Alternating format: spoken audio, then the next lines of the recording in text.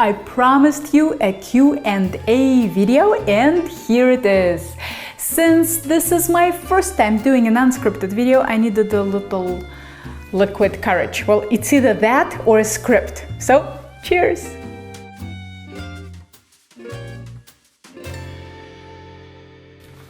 Okay, here we go. Question 1.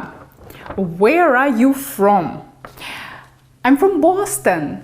Boston is the place that I call home. It's where I lived most of my life, and New England cooking is the cuisine that I know best.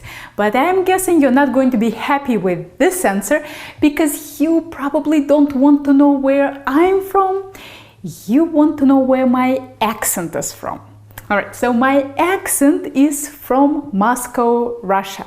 That's where I was born, and that's where I lived for the first 13 years of my life until my family immigrated to the United States. And the reason that I find this question so annoying is because I've been asked this, I don't know, probably at least 500 times, maybe 1,000 times on YouTube. And if somebody asked you any question 500 times, you'd probably find it annoying too.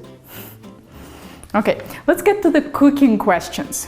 When cooking beef, which cuts work best for stews, soups, and casseroles, versus which cuts are ideal for steaks, burgers, and other over-the-grill dishes? With cuts of meat, the most important thing is what doneness do you want? Do you want medium rare, where the meat is juicy but still requires cutting with a knife? Or do you want shreddable, very soft consistency like pulled pork or a stew? So for those dishes where you want medium rare doneness, whether it's a small piece of meat like a steak that would serve 1 or 2 people, or a big piece of meat like a roast that might serve lots of people, you want to choose cuts from the back of the animal because those muscles are most tender, because they don't do any work, or very little work. And some examples would be tenderloin, New York strip, and ribeye. But don't get too attached to names because, you know, a ribeye with the bone in might be called something funny like cowboy steak. At least it is in the Boston area.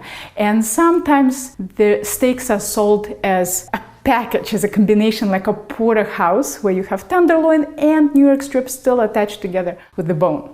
Whatever the names are, if it comes from the back of the animal, it is very tender and will be great at medium rare. And some cheap alternatives that are also good at that doneness are hanger steak, skirt steak, and sirloin. So whether you are grilling these cuts of meat or searing them or broiling them, or if it's really huge, you might be roasting it, really doesn't matter. What matters is the doneness. Now let's talk about braising and stewing. That's preparations where the meat becomes almost spoon tender. It has this shreddable consistency. You want to choose muscles that do a lot of work for those preparations. They're tough muscles and they have a lot of gristle, a lot of connective tissue.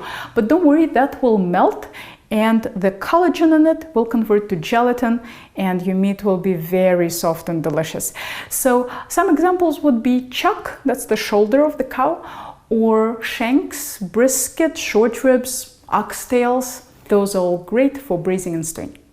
Now, when it comes to ground beef dishes, the most common cut for grinding is chuck, the shoulder. So when you're in a supermarket, if you see 85% lean beef, most likely what they ground was chuck. That works great for burgers, meatballs, meatloaf. Anything that's leaner than 85% is completely useless from the culinary perspective, and the only reason that American stores carry it is because Americans love anything low-fat, and this low-fat obsession is partially what's responsible for our recent obesity epidemic. If you're grinding meat yourself for a burger, you want it as fatty as possible, so ideally I'd want something that's 80% or even 75% lean, and if you combine about 50% chuck with about 50% short ribs, you're gonna get a killer burger. What is the difference between braising and boiling? Boiling means cooking submerged in liquid at a rolling boil.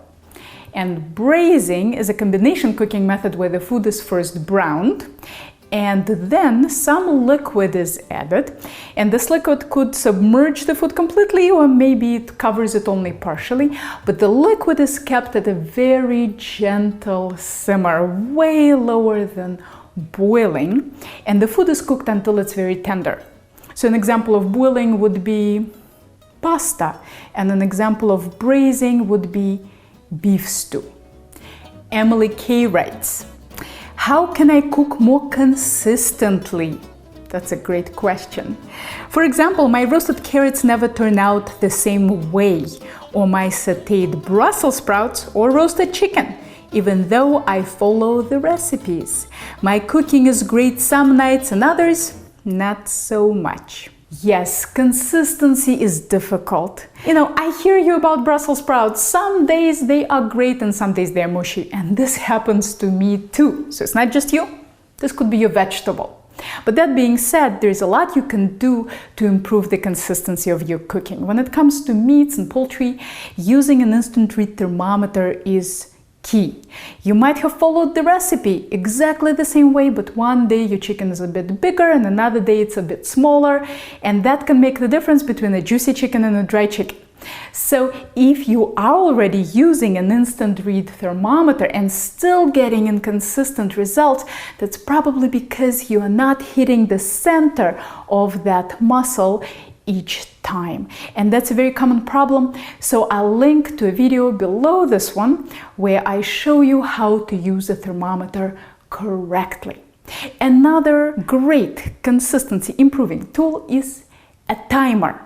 My students are often surprised that I use a timer at all.